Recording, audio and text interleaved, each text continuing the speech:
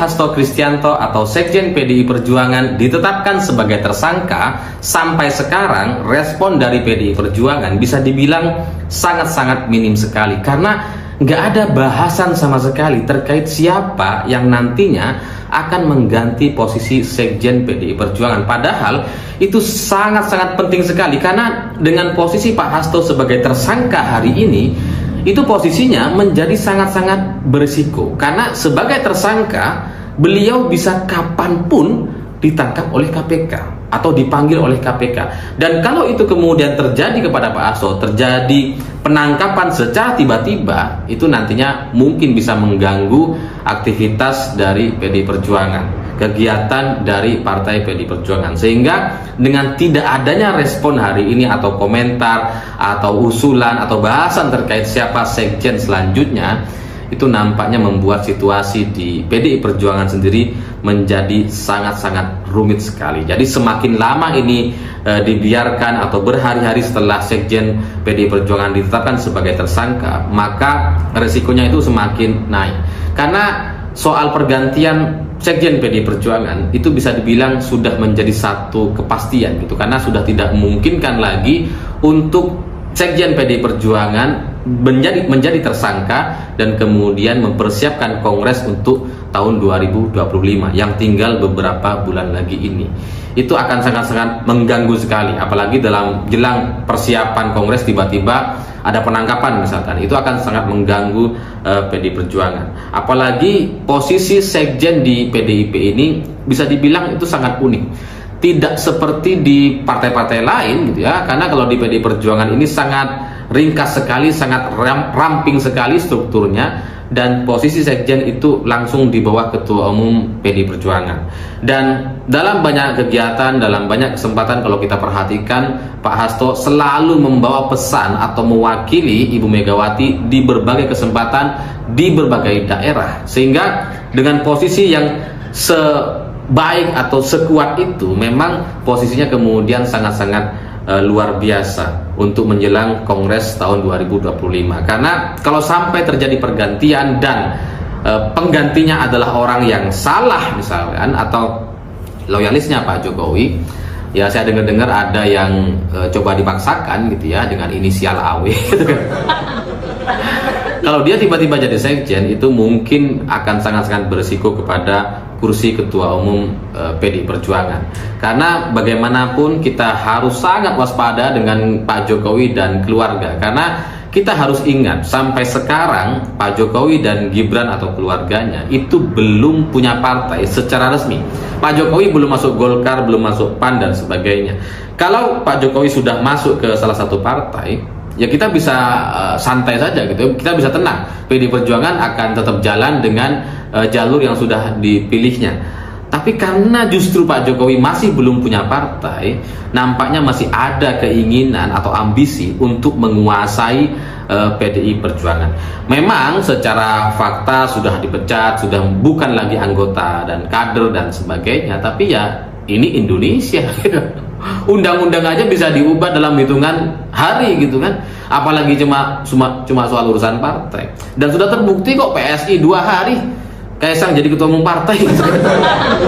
Jadi semua bisa diatur, dan kemudian itulah yang mengkhawatirkan saya, kenapa respon dari PDI Perjuangan nampak sangat minim sekali. Ya semoga memang ada proses-proses di internal yang tidak perlu kita ketahui, dan semoga itu mengarah kepada tren yang positif. Karena menjadikan Pak Hasto sebagai tersangka itu terus terang mengejutkan. Satu kasus, satu isu Harun Masiku yang awalnya hanya bertujuan untuk menyerang supaya elektabilitas PDI Perjuangan itu tidak baik gitu ya, supaya sebanding dengan partai-partai lain yang juga punya masalah, tapi sekarang kemudian sudah naik level kepada status tersangka. Dan ini nampaknya yang ditarget bukan lagi sekjen PDI Perjuangan saja, tapi adalah ketua umum partai PDI Perjuangan. Karena kalau tujuannya hanya mengganti sekjen, ya tinggal nunggu beberapa bulan lagi kok gitu ya. April pasti akan ada pergantian sekjen, karena Pak Hasto juga sudah terlalu lama menjadi sekjen PDI Perjuangan, pasti akan diganti. Kalau tujuannya mengganti sekjen, ya tinggal nunggu kongres.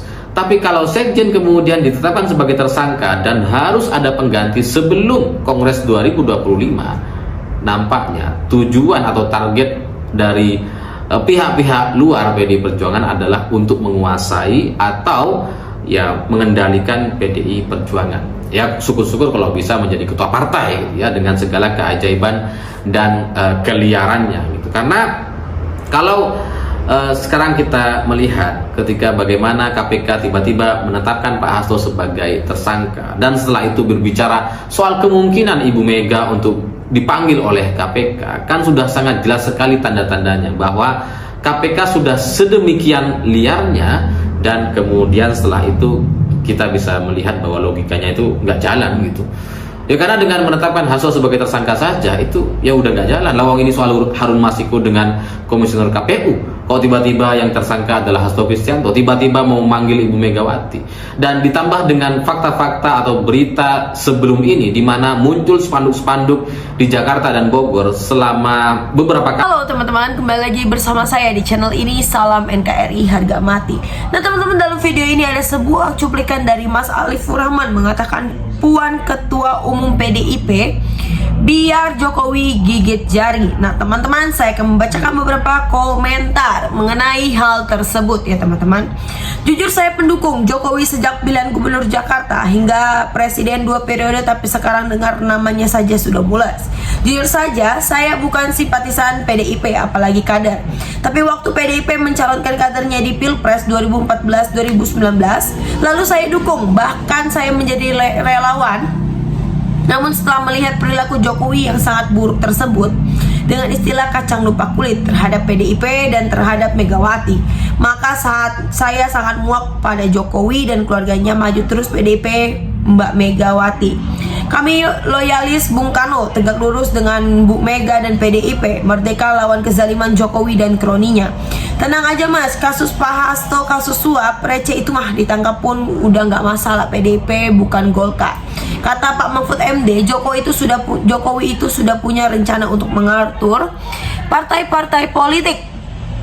Yang ini sudah dilakukan terhadap Golkar dan PSI. Kemudian belakang ini sudah ramai di media sosial, bahkan di Munas PDIP akan dikacaukan. Mungkin seperti mengganggu Hasto sebagai sekjen PDIP dikaitkan dengan kasus Harun Masiku.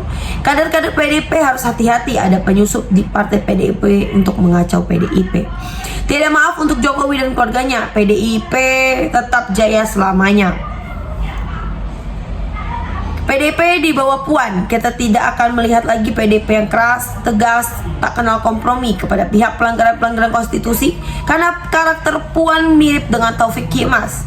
Bapaknya dalam berpolitik cenderung kompromisif dan dengan penguasa. Jika PDIP mengganti Bu Mega, harapan saya kepada elit-elit PDIP agar memilih Prananda Prabowo sebagai menjadi ketua umum. Memang Prananda orangnya tenang, tidak seperti ibunya yang meledak-meledak, tapi setidaknya Prananda mengambil genetik ibunya yang tidak mau kompromi dengan kekuasaan yang melanggar konstitusi.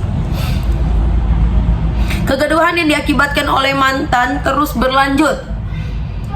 Semoga rakyat cerdas bisa menilai dan memperjuangkan tegaknya demokrasi. Jangan sampai politik dinasti Raja Jawa bisa mengacak-acak semua partai di negeri ini.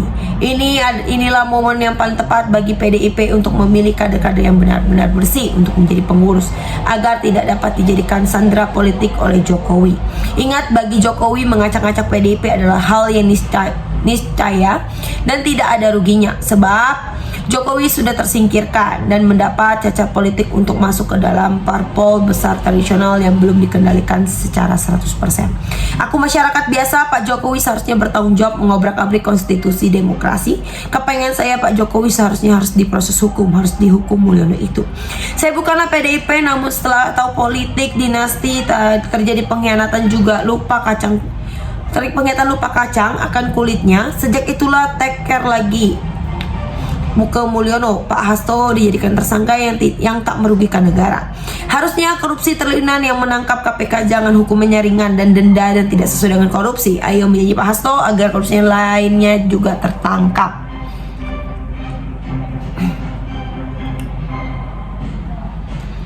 Selanjutnya, dengan sepenuh hati saya dukung PDIP, berpengalaman dalam menghadapi berbagai hambatan dan rintangan, kokoh jaga konstitusi.